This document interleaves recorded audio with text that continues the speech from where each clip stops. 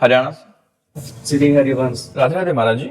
महाराज जी, जब से आप हमारे जीवन में आए हो, राधा नाम का इतना प्रभाव है कि मन में अपार आनंद रहने लगा है।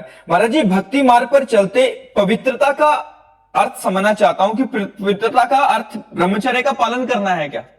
नहीं, पवित्रता का अर्थ है शरीर पवित्र करना, वाणी पवित्र करना और मन पवित्र करना।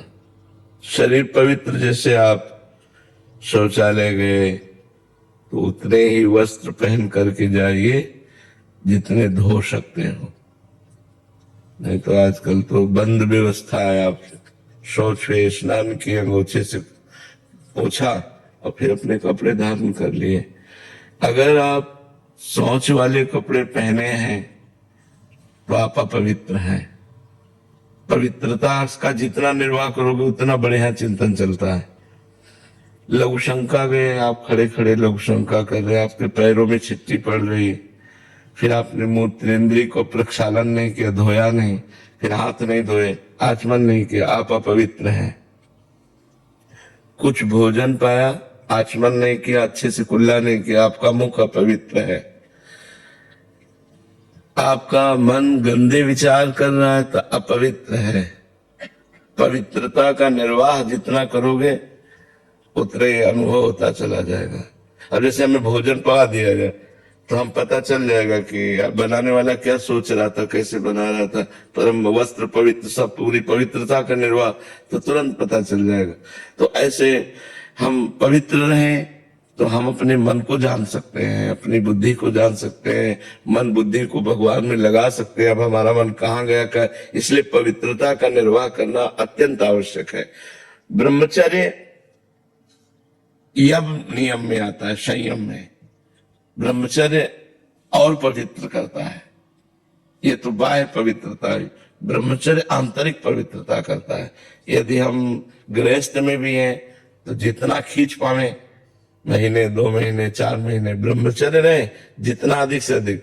ब्रह्मचर्य एक अमोघ शक्ति है जो आपको हर समय उत्साहित रखेगी, स्मृतिवान रखेगी, शरीर को स्वस्थ रखेगी, मन को स्वस्थ रखेगी, नेगेटिव विचारों को रौन देगी, पॉजिटिव विचारों को उत्पन्न कर देगी। ये ब्रह्मचर्य में बहुत लाभ है। आज ब्रह्मचर्य का कोई महत्व नहीं रख रहा है। छोटे छोटे बच्चे गंदे आचरण कर रहे हैं। बड़ों की बात क्या है, बड़े तो इसी को सुख ही मान रहे हैं। शराब पीना, मांस खाना, बेविचार करना, यही लक्ष्य ही रह गया है। कोई बिरले ऐसे हैं जो इससे हट करके थोड़ा आत्मानंद, भगवदानंद, सत्संग की तरफ चल रहे, तो कुसंग की तरफ ही जा रहे हैं। शराब पीना, ये करना, वो करना, गंदे आचरण करना। तो हमें लगता है कि अगर हम शरीर पवित्र रखें, मुख पवित्र रखें, वाणी से किसी को गलत न बोलें, मन से गलत विचार न करें, ब्रह्मचर्य रहे, पवित्र भोजन पावे, तो अभी देखो आपको इतने में ही आनंद आने लगेगा। राधा नाम जपिए और इतना कीजिए तो इतने में ही आनंद आने लगेगा। अब आप हमें 10 मिनट छोड़ दे, हम चुपचाप बैठ जाए, बाहरी स्मृति खत्म हो जाएगी। बैठे हैं नहीं, अब अपवित्र रहो, अपवित्र खान विचार, तो भगवान में थोड़ी, भगवान परम पवित्र है। जितना आप पवित्र रहोगे उतने आप भगवत चिंतन में और अच्छे विचार आएंगे, आप तेजस्वी रहेंगे। पवित्र, देखो हमारी किडनी खराब है, डायलिसिस होता है। आपको क्या लग रहा है मैं डायलिसिस मैन जैसा हूं? एकदम जोशीले, उत्साह, एकदम फिट। संयम नियम से चलो अपनी दिनचर्या और भगवान में चित्त को जोड़ो तो शरीर माना पीड़ा युक्त है, कष्ट युक्त है, पर मन में आनंद है। और मन में आनंद नहीं है, शरीर स्वस्थ है तो आप क्लेशित है।